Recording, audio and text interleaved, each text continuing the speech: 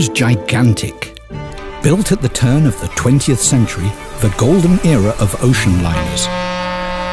Huge demand for transportation across the Atlantic Ocean led to construction of the third, last built, and the largest of them all, the Olympic class of vessels. In the wake of the Titanic disaster in 1912, the White Star Line made several modifications in the construction of its already planned sister ship.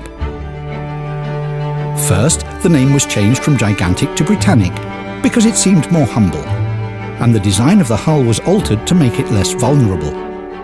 The nearly 50,000-ton luxury vessel, the largest in the world, was launched in early 1914. Soon afterwards, World War I began, and this magnificent passenger liner was requisitioned by the British government to serve as a hospital. The ship's surgeon called her the most wonderful hospital ship that ever sailed the seas, and she was indeed an amazing floating infirmary.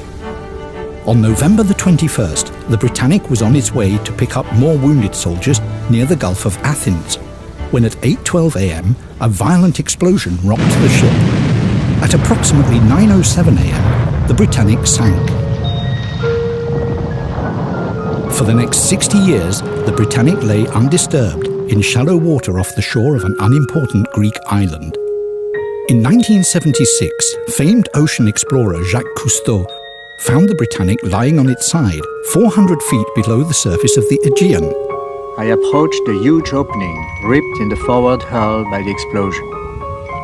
While Falco films and Dolomite aims the beams of our powerful lights, I search for clues that will tell us more about the Britannic's tragedy.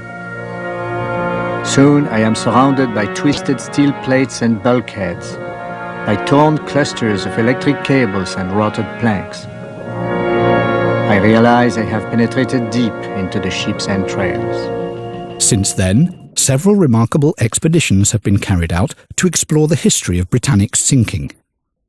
Our story begins 100 years later.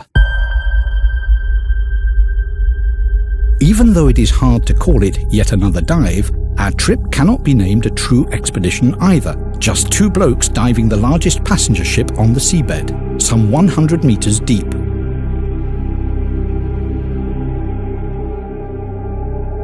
Initial reports suggested the cause as either a mine or a torpedo, though later evidence pointed to a mine.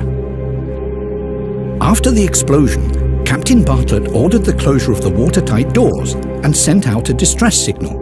However, the blast had already managed to flood 6 whole compartments, even more extensive damage than that which had sunk the Titanic. Still, the Britannic had been prepared for such a disaster and would have stayed afloat, but earlier, the ship's nursing staff had opened the portholes, water poured in as the Britannic headed towards Kea. Less than 30 minutes later, Bartlett realized that the ship was going to sink and ordered it abandoned. While the Titanic took 2 hours and 40 minutes to founder, the Britannic was lost in about 55 minutes. The lifeboats were launched and nearly 1,100 people managed to make it off the ship.